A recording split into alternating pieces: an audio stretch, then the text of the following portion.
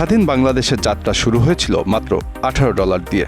পাকিস্তানিরা চলে যাওয়ার আগে কেন্দ্রীয় ব্যাংকের ঢাকা অফিসে এই ডলার রেখে বাকি সবই তারা নিয়ে যায়। কেবল কেন্দ্রীয় ব্যাংক নয়, পাকিস্তান ইন্টারন্যাশনাল এয়ারলাইন্স বন্দরনগরী চট্টগ্রামে তাদের অ্যাকাউন্টে রেখে যায় মাত্র $117।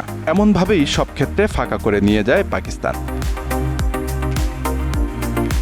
অন্যদিকে পূর্ব পাকিস্তান, যা বর্তমানে বাংলাদেশ, প্রায় $200 মিলিয়ন পাকিস্তানের কেন্দ্রীয় ব্যাংকে জমা ছিল, যা এখনও ফেরত আসেনি। 1970 সালে ঘূর্ণিঝড়ে ক্ষতিগ্রস্ত পূর্ব পাকিস্তান পুনর্গঠনে বিভিন্ন দাতা সংস্থা এই অর্থ সহায়তা করেছিল।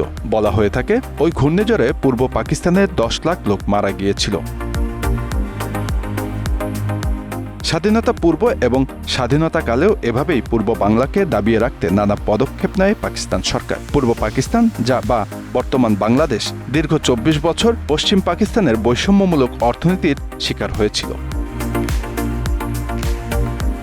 1947 সালে ভারত বিভাগের পর পাকিস্তান দুটি অংশ বিভক্ত হয়, পূর্ব ও পশ্চিম পাকিস্তান। পূর্ব পাকিস্তানের জনগণ ছিল পাকিস্তানের মোট জনসংখ্যার প্রায় 56%। অথচ কেন্দ্রীয় সরকারের অর্থনৈতিক সিদ্ধান্তগুলো প্রায়শই ছিল পশ্চিম পাকিস্তানের অনুকূলে। অর্থনীতিবিদরা বলছেন, 1947 থেকে 1970 সাল পর্যন্ত পাকিস্তান সরকার বৈদেশিক বাণিজ্য এবং ঋণ নীতির মাধ্যমে পূর্ব পাকিস্তানকে শোষণ করে। পূর্ব পাকিস্তান মোট রপ্তানি আয় 54.7% অর্জন করলেও আমদানির ক্ষেত্রে প্রাপ্য বরাদ্দ পায়নি। বৈদেশিক সাহায্যের ক্ষেত্রেও পূর্ব পাকিস্তানকে ন্যায্য অংশ না দিয়ে পশ্চিম পাকিস্তান তার উপর একতরফাভাবে সুবিধা নিয়েছিল।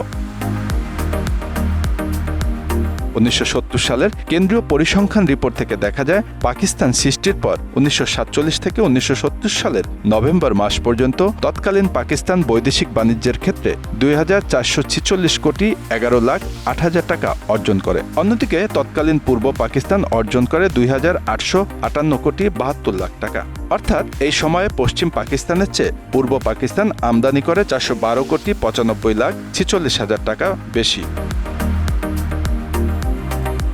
অথচ ওই সময়ে পশ্চিম পাকিস্তান আমদানি করে 4,861 কোটি 63,05,000 টাকার পণ্য। পূর্ব পাকিস্তানের জন্য আমদানি করা হয় মাত্র 2,335 কোটি 39,51,000 টাকার পণ্য। সুতরাং বৈদেশিক বাণিজ্যের ক্ষেত্রে সমতার ভিত্তিতে হিসাব করা হলে বৈদেশিক বাণিজ্যে পূর্ব পাকিস্তানকে 2,939 কোটি 19 লাখ টাকা বরাদ্দ পাওয়া উচিত ছিল। স্বাধীনতার পর মুদ্রা মানের 64% হ্রাসের কারণে 1974 সালে সেটি দাঁড়ায় 5,000 কোটি টাকা। এই হিসাবের সঙ্গে দুটি দেশের উন্নয়ন ব্যয়সহ মুক্তিযুদ্ধকালীন ক্ষয়ক্ষতি ধরা হলে পাওনা আরও বেড়ে যায়। বিশ্বব্যাংকের একটি রিপোর্টে দেখা যায়, 1947 থেকে 1970 সালের মধ্যে পূর্ব পাকিস্তান থেকে পশ্চিম পাকিস্তানে প্রায় $30 বিলিয়ন স্থানান্তরিত হয়েছে। এর মধ্যে বড় অংশ ছিল ব্যবসা বাণিজ্য, রপ্তানি আয়, কর ও শুল্ক।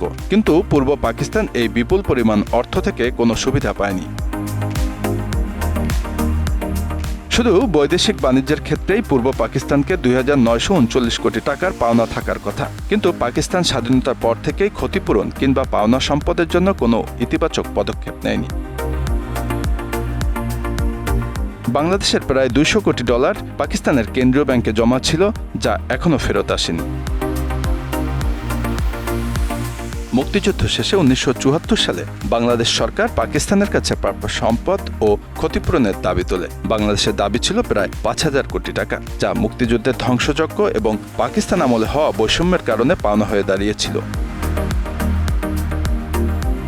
এছাড়া মুক্তিযুদ্ধের সময় পাকিস্তান সামরিক বাহিনী বাংলাদেশের অর্থনীতিকে প্রচণ্ড ধ্বংসযজ্ঞ চালায়। কারখানা, স্কুল, কলেজ, হাসপাতাল এবং সরকারি ভবনসমূহ ধ্বংস হয়। ব্যবসায়ী, পেশাজীবী, শিক্ষাবিদ সহ দেশের মেধাবী অংশের বড় একটি অংশ পাকিস্তান বাহিনীর হাতে নিধন হয়। বাংলাদেশের অর্থনৈতিক এবং সামাজিক কাঠামো ভেঙে পড়ে।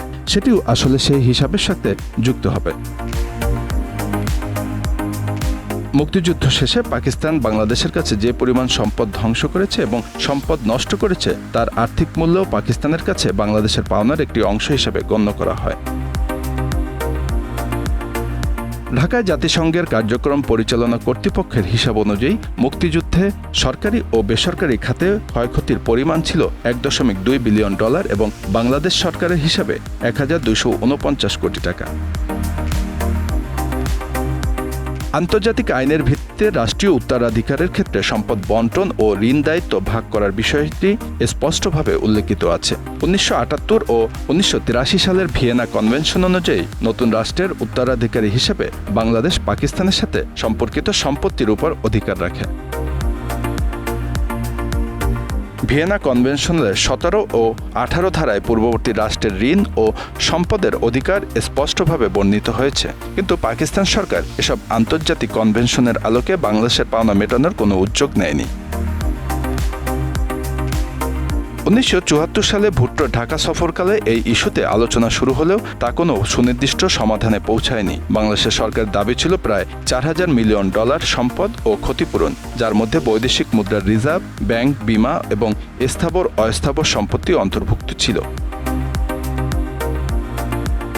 ভুট্টো প্রথমে বিষয়টি এড়িয়ে যাওয়ার চেষ্টা করেন, পরে একটি কমিটি গঠনের প্রস্তাব দেন। তবে সেটা যে সময়ক্ষেপণের কৌশল ছাড়া আর কিছুই ছিল না, তা পরবর্তীতে পরিষ্কার হয়ে ওঠে। Bangla affairs news desk.